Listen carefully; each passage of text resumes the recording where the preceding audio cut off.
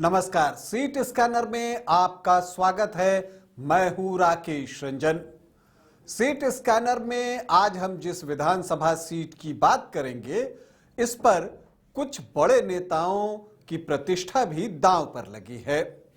ये वो सीट है जहां पर महागठबंधन से मुकेश सहनी और उसके प्रदेश अध्यक्ष मंगनी लाल मंडल को जो है खुद को साबित करना है, तो एनडीए की तरफ से मदन सहनी और हरी सहनी जैसे नेताओं को यह साबित करना है कि अपनी जाति के वोट उनके पास ज्यादा हैं। यह विधानसभा क्षेत्र जो है वो दरभंगा जिले में है और दरभंगा लोकसभा क्षेत्र के अंतर्गत आने वाली 6 विधानसभा सीटों में से एक है। रहस्य से पर्दा उठाता हूं और आपको बता देता हूं कि आज मैं बहादुरपुर विधानसभा सीट को स्कैन करूंगा, जहां से अभी मंत्री मदन सहनी जो हैं वो विधायक हैं। तो क्या मदन सहनी अपनी सीट बचा लेंगे या इस बार महागठबंधन बाजी पलट देगा? ये एक बड़ा सवाल है। देखिए, अगर आप बहादुरपुर विधानसभा क्षेत्र की बात कीजिए तो इसका गठन 2008-9 परिसीमन के अनुसार हुआ है और यहां पर जो पहला चुनाव हुआ है वो साल 2010 में हुआ है।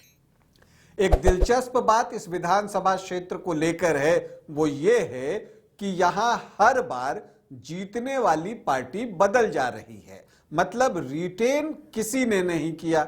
दूसरी बात जो एक दिखती है यहां पर कि हर बार विधायक का चेहरा बदला है, लेकिन इसके साथ एक और बात दिखती है और वो बात ये है कि जिधर नीतीश कुमार रहे ये सीट उसी के साथ रही है।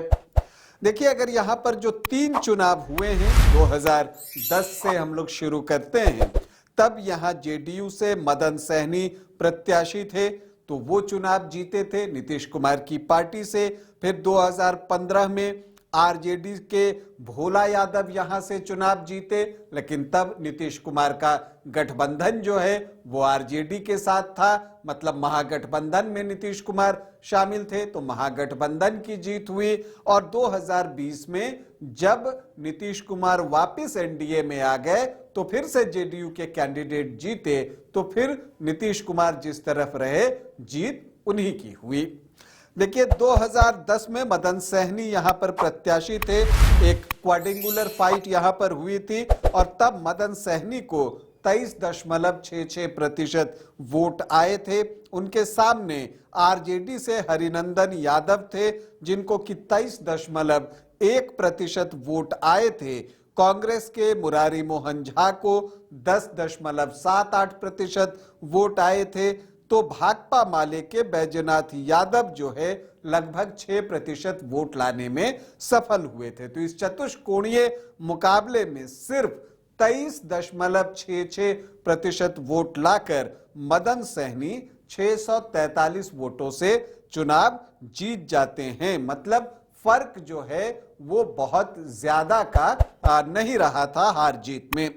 फिर 2015 आता है, तब महागठबंधन अपनी शक्ल अख्तियार कर चुका था, तो ये सीट लड़ने के लिए आरजेडी को दी गई और आरजेडी ने तुरंत जो है भोला यादव को यहां से प्रत्याशी बना दिया। लालू प्रसाद यादव के हनुमान माने जाते हैं भोला यादव, और भोला यादव जब यहां चुनाव लड़ते हैं तो महागठबंधन के जो आंकड़े थे वो पूरी तरह से उनके पक्ष में थे। जो अंक गणित बना जिसमें जेडीयू, आरजेडी और कांग्रेस के वोट जुटे, तो भोला यादव को आ गए लगभग 46% वोट।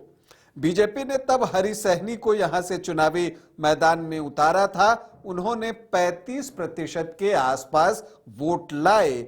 तो यहां पर मार्क्सवादी कम्युनिस्ट पार्टी के प्रत्याशी श्याम भारती को 3.5% से ज्यादा वोट आए। तो यहां पर एक ट्रायंगुलर फाइट थी जिसमें भोला यादव 16,989 वोटों से चुनाव जीतने में सफल रहे। फिर 2020 आता है, चूंकि 2015 में मदन सहनी गौरा बौराम चले गए थे चुनाव लड़ने के लिए और वहां से वो जीत कर आए थे। लेकिन जब इस बार जेडीयू की वापसी हुई एनडीए में तो मदन सहनी जो है गौड़ा बौराम छोड़कर वापस से बहादुरपुर आ गए और इन सब के बीच भोला यादव जब गठबंधन टूटा, मतलब कि महागठबंधन से जेडीयू बाहर हुआ, तो भोला यादव जो है 2020 में लड़ने के लिए हायाघाट चले गए। हालांकि वहां भी उनको शिकस्त का सामना करना पड़ा। तो आरजेडी ने रमेश चौधरी को यहां से 2020 में उतारा और एलजेपी ने देवेंद्र कुमार झा को यहां से टिकट दिया। फिर से एक ट्रायंगुलर फाइट हुई जिसमें मदन सहनी को 38.5% वोट आए, रमेश चौधरी को 37% वोट आए और एलजेपी के कैंडिडेट देवेंद्र कुमार झा को 9.5% वोट आए। तो 1.5% के मार्जिन से मदन सहनी चुनाव जीतते हैं 2629 वोटों से। तो एक बात जो देखने में आई है कि यहां जो मुकाबला होता है वो कांटे का होता है। जब आरजेडी और जेडीयू अलग अलग चुनाव लड़ते हैं तब, और उसमें आप देखिए कि 2010 में 643 वोटों की जीत मदन सहनी के नाम और 2020 में 2500 से कुछ अधिक वोटों की जीत 2629 वोटों की। तो मतलब ये है कि यहां कांटे का मुकाबला है और थोड़ा बहुत भी इधर उधर हो जाए तो यहां बाजी पलटी जा सकती है। तो अगर आप यहां पर दावेदारों की बात करें तो देखिए, जहां तक जेडीयू का सवाल है तो मदन सहनी ही कैंडिडेट होंगे। बिहार सरकार में मंत्री भी हैं। जो रमेश चौधरी आरजेडी से लड़े थे वो जो है अब आरजेडी में है नहीं। तो ऐसी परिस्थिति में यह तय है कि आरजेडी को नया कैंडिडेट ढूंढना होगा। रमेश चौधरी अब बीजेपी में है। तो ऐसी परिस्थिति में आरजेडी एक बार फिर से भोला यादव को चुनावी मैदान में उतार सकती है, इस बात की पूरी संभावना है। हालांकि लेफ्ट की पार्टियां की भी जो नजर है वो इस सीट पर लगी हुई है। भाकपा माले के शम्स तबरेज तैयारी कर रहे हैं, तो मार्क्सवादी कम्युनिस्ट पार्टी के श्याम भारती को भी उम्मीद है कि ये सीट जो है उनकी पार्टी की तरफ आ सकता है। अगर आप यहाँ के जातीय समीकरण को समझें तब आपको बाकी चीजें भी समझ में आएंगी। ये जातीय समीकरण एक अनुमान पर आधारित है। जो अनुसूचित जाति के वोटर्स हैं वो 21.08% वोट है। तो एससी वोटर्स की संख्या अच्छी है, उसमें पासवान वोटर्स जो हैं वो ज्यादा हैं।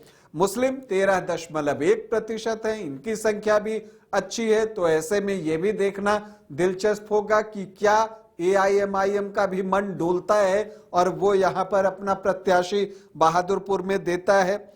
यादव यहां 14 से 15% है। तो जो एमवाई है वो 27 से 28% के आसपास पहुंच जाता है।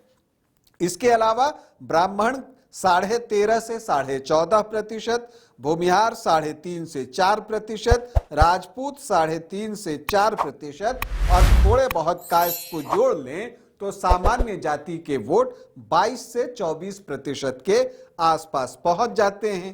केकेडी मतलब कोयरी, कुर्मी और धानुक की बात कीजिएगा तो वो आंकड़ा 6 से 7% के आसपास पहुंचता है। तो वैश्य भी 5.5 से 6.5% के आसपास है। लेकिन यहां पर जो एक चीज महत्वपूर्ण है जिस पर नजर रखनी है, यहां जो मल्लाह वोटर्स हैं वो 7 से 8% के आसपास हैं और जो धानुक वोटर्स हैं वो 4 से 4.5% के आसपास हैं। तो ऐसे में मल्लाह वोटर्स किसकी तरफ जाएंगे? मुकेश सहनी अगर महागठबंधन में शामिल होते हैं तो महागठबंधन की उम्मीद होगी कि ये वोट उसकी तरफ आए। लेकिन यहां पर खुद मदन सहनी कैंडिडेट होंगे और इसके अलावा हरि सहनी भी इसी क्षेत्र से हैं। तो सहनी वोटर जाएंगे किधर, ये बहुत महत्वपूर्ण होगा। और इसके साथ मंगनीलाल मंडल की भी परीक्षा होनी है, क्योंकि यहां पर धानुक वोटर्स भी अच्छी संख्या में हैं।